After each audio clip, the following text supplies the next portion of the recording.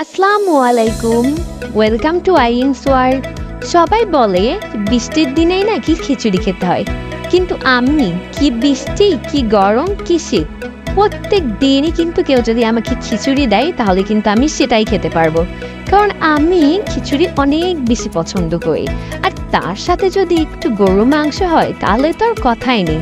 আর সেই জন্যই আমি আজকে বানাচ্ছি বিফ ভুনা খিচুড়ি। খিচুড়ি রান্নার জন্য আমি চুলায় একটা প্যান বসিয়ে দিয়েছি, আর এখানে অ্যাড করে দিচ্ছি 1/4 কাপ সরিষার তেল।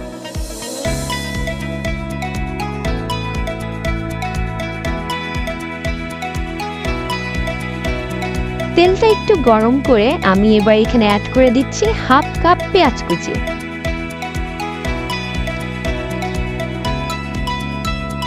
পেঁয়াজটা একটু নরম হলে এখানে আমি অ্যাড করে দিচ্ছি একটা তেজপাতা, 2 টুকরা দারুচিনি, 3টা এলাচের ফল। এবার এই পেঁয়াজ আর এই গোটা গরম মশলাকে একদম ব্রাউন কালার করে ভেজে নিতে হবে।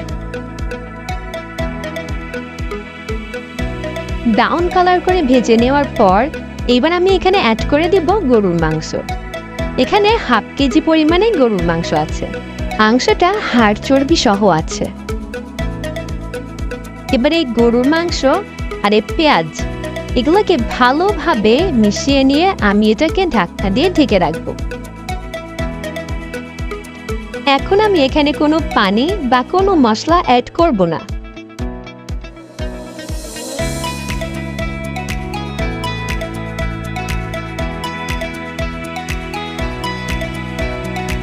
এবার আমি এখানে বাটা মশলাগুলো অ্যাড করে দিব। 1 টেবিল চামচ আদা বাটা, 1 টেবিল চামচ রসুন বাটা, আর স্বাদ মতো লবণ। একটা কথা বলে রাখি, অনেকে ভাববেন যে আমি একটা একটা করে কেন এইভাবে মশলা দিচ্ছি। তো এইটা যেহেতু বিফ ভুনা খিচুড়ি, ভুনা খিচুড়ি বা ভুনা মাংসের ক্ষেত্রে যেটা করতে হয় সেটা হচ্ছে মাংসটাকে স্টেপ বাই স্টেপ ভুনতে হয়। তো সেই জন্যে আমি একটু একটু করে মশলা দিচ্ছি আর বারবার ভুনে নিচ্ছি।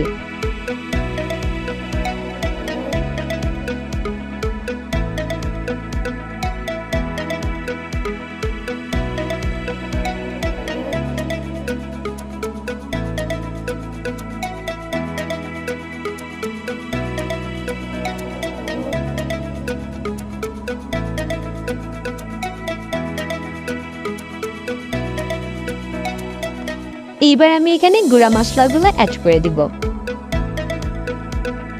দিয়ে দিচ্ছি 1.5 চা চামচ শুকনো ঝালের গুঁড়া, 1 চা চামচ হলুদের গুঁড়া, 1 চা চামচ জিরা গুঁড়া, আর 1 চা চামচ ধনিয়া গুঁড়া।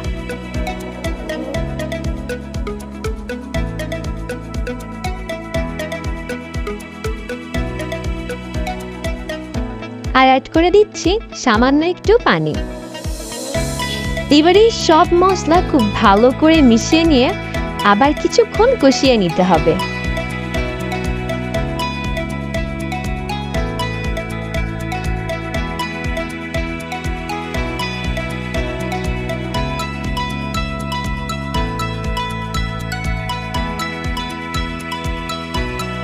মাংসটা কিন্তু মোটামুটি কষানো হয়ে গেছে, দেখেন পানিটা কিন্তু শুকিয়ে গেছে আর তেল তেল ভেসে উঠছে।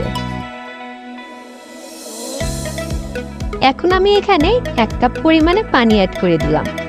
আর মাংস রান্নার সময় একটা কাজ করতে পারেন, সেটা হলো চুলার আঁচটা মিডিয়াম টু লো রাখবেন, তাহলে দেখবেন যে মাংস থেকে কিন্তু অল্প অল্প করে পানি বের হয়। সেক্ষেত্রে বেশি পানি মাংসটা কুক করার জন্য কিন্তু লাগে না। আমি যেই 1 কাপ পরিমাণে পানি দিয়েছি এটাতেই কিন্তু আমার মাংসটা কুক হয়ে যাবে। আর আমার চুলার আঁচটা কিন্তু একেবারে মিডিয়াম টু লো আছে।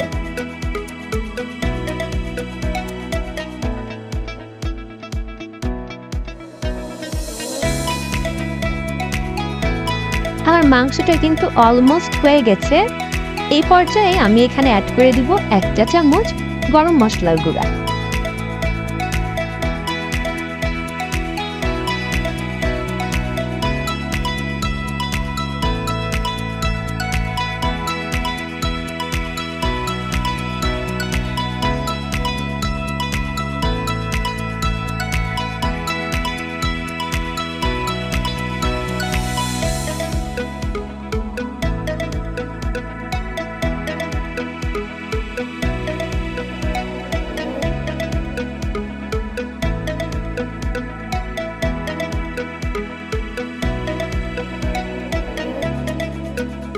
মাংস রান্নাটা কিন্তু শেষ হয়ে গেছে। এবার আমি এখানে অ্যাড করে দিচ্ছি 2টা রসুন কুচি আর 7-8টা মতো কাঁচামরিচ কুচি। খিচুড়িতে আপনি যত বেশি পেঁয়াজ রসুন দিবেন আপনার খিচুড়িটা কিন্তু তত বেশি টেস্টি হবে।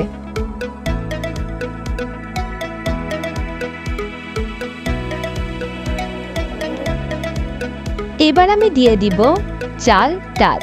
এখানে আমি চাল নিয়েছি 1 কাপ আর এই 3 রকমের ডাল নিয়েছি হাফ কাপ। এখানে আছে মুগ ডাল, মসুর ডাল আর কলাইয়ের ডাল। মুগ ডালটা কিন্তু আমি আগে থেকে ভেজে নিয়েছিলাম। এবার এই চাল ডাল মাংসের সাথে প্রায় 2 থেকে 3 মিনিট একটু ভেজে নিতে হবে।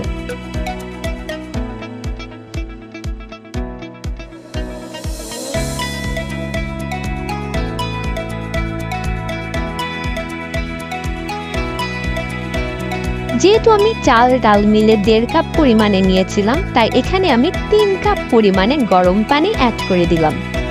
আপনারা যেই পরিমাণে চাল ডাল নেবেন তার থেকে ডাবল পানি অ্যাড করতে হবে। মানে আপনারা যদি 2 পোয়া নেন সেক্ষেত্রে 4 পোয়া অ্যাড করতে হবে, যদি 4 পোয়া নেন সেক্ষেত্রে কিন্তু 8 পোয়া অ্যাড করতে হবে। এটাই কিন্তু ভাত রান্না ক্ষেত্রে সব থেকে সহজ হিসাব, মানে যেই পরিমাণে চাল নেবেন তার থেকে ডাবল পানি দিতে হবে।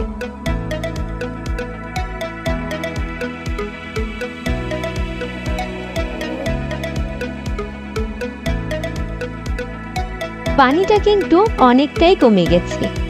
এই পর্যায়ে আপনাকে কি করতে হবে, চুলাটা একেবারে কম করে ঢাকনা দিয়ে ঢেকে 10 মিনিট মতো দমে দিতে হবে। এর থেকে বেশি পানি কম করতে যাবেন না। এর থেকে বেশি পানি কম করে যদি আপনি দমে দিতে যান সেক্ষেত্রে কিন্তু ভাতটা নিচ থেকে পুড়ে যাওয়ার সম্ভাবনা থাকে। তাই এই রকম অবস্থায় যখন আসবে তখনই কিন্তু এটাকে ভালো করে নেড়ে চুলার আঁচটা কমিয়ে দমে দিয়ে দিবেন।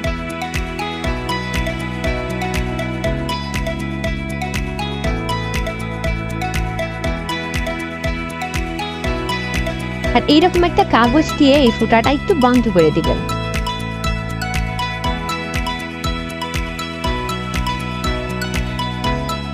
এই যে 10 মিনিট পর দেখেন আমার বিফ ভুনা খিচুড়িটা কিন্তু অলমোস্ট হয়ে গেছে। এখনো কিন্তু এটা গরম আছে, আমি কিন্তু চুলাটা বন্ধ করে দিয়েছি। চুলাটা বন্ধ করে এভাবেই যদি ঢেকে রাখেন তাহলে কিন্তু এটা আরো একটু ঝুরঝুরে হয়ে যাবে।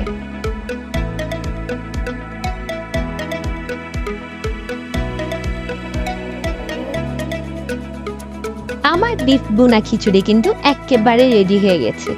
এটা দেখতে যতটা লোভনীয় হয়েছে, খেতে কিন্তু তার থেকে অনেক বেশি সুস্বাদু হয়েছে।